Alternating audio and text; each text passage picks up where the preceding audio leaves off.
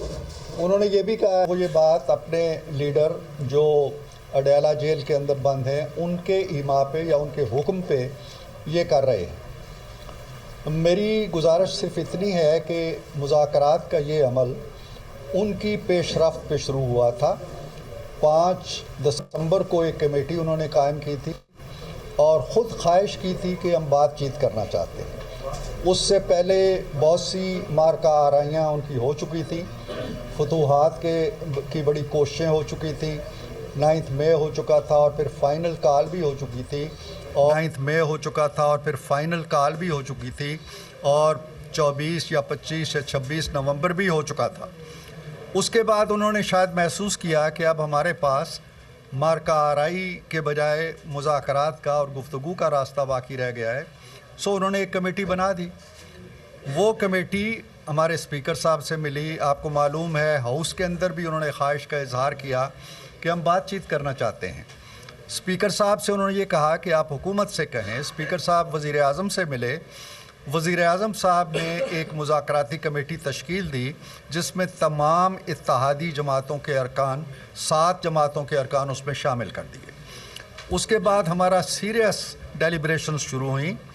पहली मीटिंग में ये तय पाया कि वो अपने मुतालबात तहरीरी शक्ल में लेके आएंगे। दूसरी मीटिंग में वो नहीं लेके आए। चलते चलते जो 16 जनवरी को मीटिंग हुई उसमें वो अपने मुतालबात लेके आए तहरीरी शक्ल में।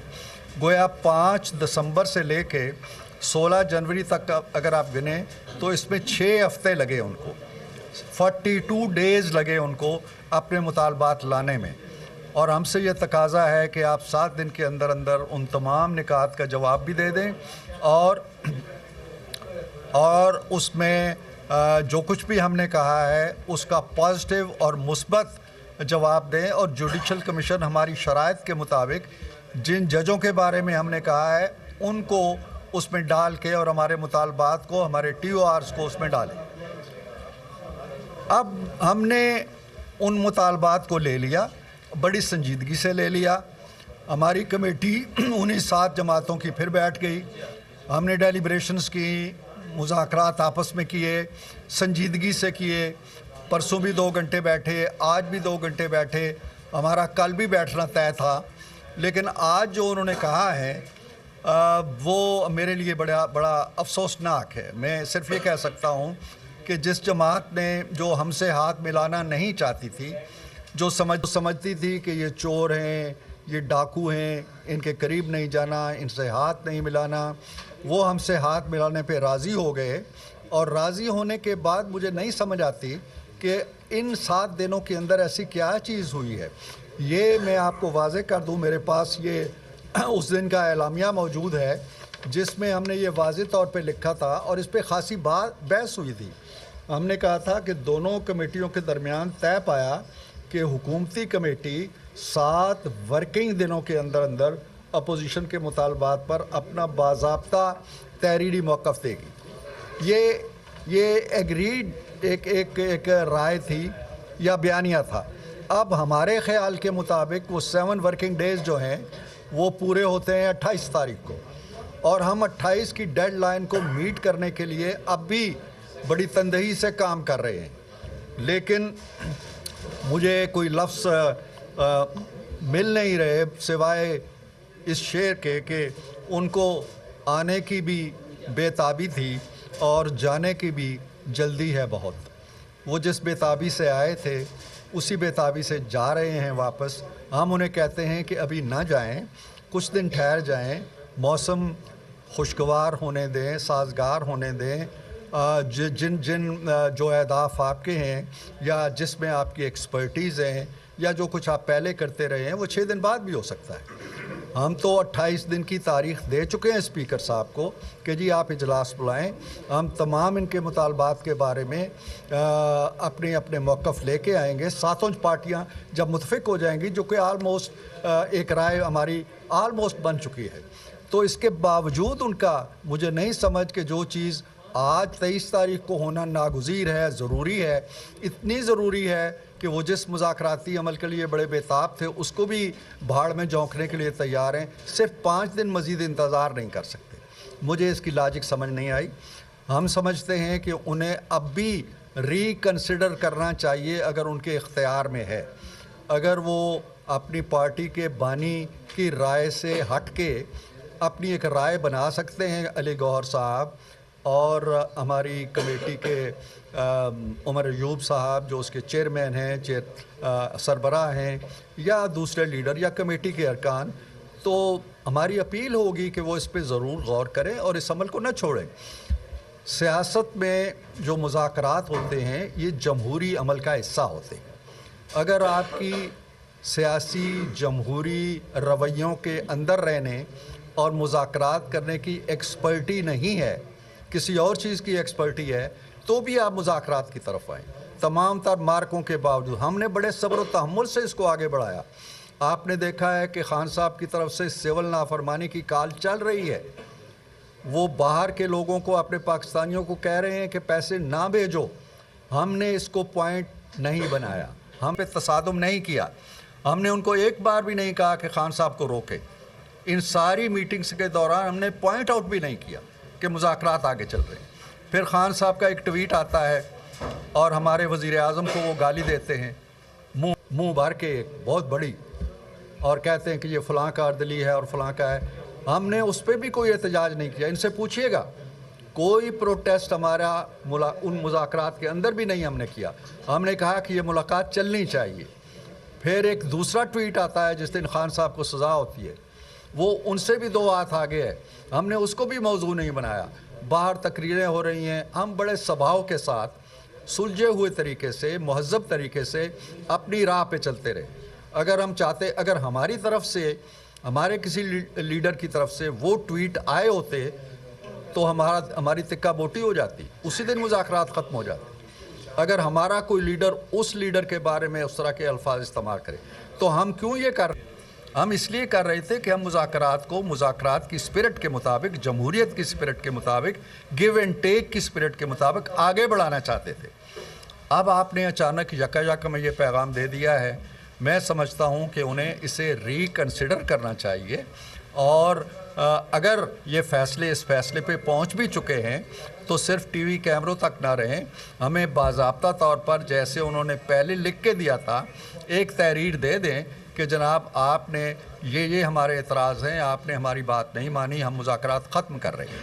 ایک تحریر اور دے دیں جس طرح پہلے تحریر دی ہوئی ہے, تاکہ ہم اپنی جو ایکسرسائز کر رہے ہیں اس کے بارے میں کوئی فیصلہ کر لیں. جی, ہماری کمیٹی قائم ہے, اب بھی, آج بھی قائم ہے.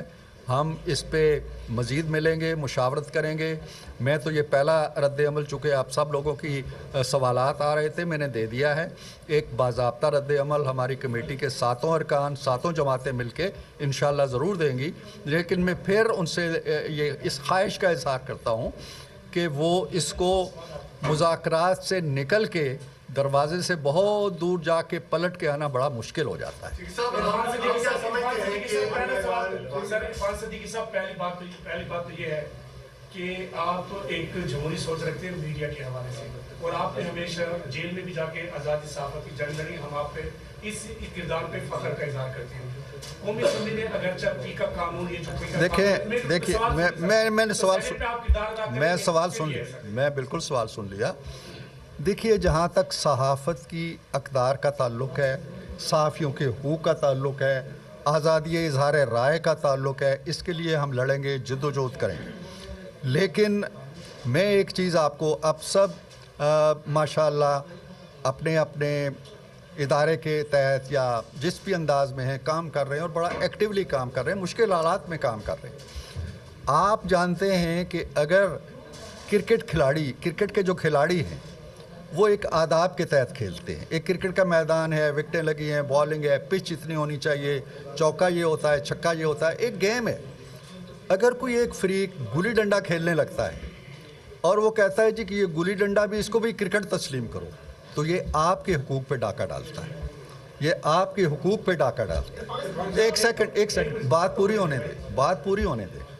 جو جس طرح کے وی لاگرز ہیں یا جو بھی ہیں, وہ صحافت کا اگر رنگ اپنے اوپر طاری کر کے وہ کچھ کرتے ہیں جو صحافی نہیں کرتے, جو آپ لوگ نہیں کرتے. وہ آپ کا حق سب سے پہلے مارتے ہیں, حکومت کے لیے بعد میں خطرہ کھڑا کرتے ہیں. آپ کو اس صف میں سب سے آگے آنا چاہیے. میں خود اس کا وکٹم ہوں. میرے جعلی کالم چھپتے ہیں اور میں کچھ نہیں کر پاتا, نہ ایف آئی اے کچھ کر پاتا ہے. سو اس پہ ہم الگ سے بات کریں گے, اور آپ کے حقوق کے لیے انشاءاللہ ہماری آواز پہلے بھی رہی ہے, آئندہ بھی رہے گی. اور آپ یقین جانیے کہ اس میں آپ کے حق آزادی رائے پہ اگر کوئی حرف آیا تو ہم ضرور اس پہ احتجاج کریں. کے حوالے سے اگر دیکھا جائے صدیقی صاحب, تو آپ کیا سمجھتے ہیں جس طرح آپ حیران ہیں, پوری قوم بھی اس طرح حیران ہے, وجہ کیا ہو سکتی ہے؟ ایک وجہ تو وہ بیان ساری کیے جا رہے ہیں جو پشاور کی ملاقات ہے, اور اسپیکر قومی اسمبلی نے بھی کہا ہے کہ یہ احتجاج ان کے اشارے پہ کر رہے ہیں جو احتجاج کرواتے ہوتے ہیں. مجھے نہیں سمجھ آئی کہ اس کی وجہ کیا ہے. وہ ہمارے ساتھ بیٹھ سکتے تھے, غیر رسمی طور پہ بیٹھ سکتے تھے. آج کہہ دیتے کہ جی اسپیکر صاحب کے کمرے میں آ رہے ہیں, اپنی ریزرویشن ظاہر کر دیتے زبانی طور پہ, باضابطہ میٹنگ نہ بھی ہوتی. تو میرا خیال یہ ہے کہ شاید یہ ایک ایسا میدان ہے جو ان کو زیادہ پسند نہیں ہے, یا جس کی انہیں رغبت نہیں ہے زیادہ, یا جس کی ایکسپرٹیز نہیں ہے زیادہ, تو وہ چند دنوں میں بیزار ہو گئے.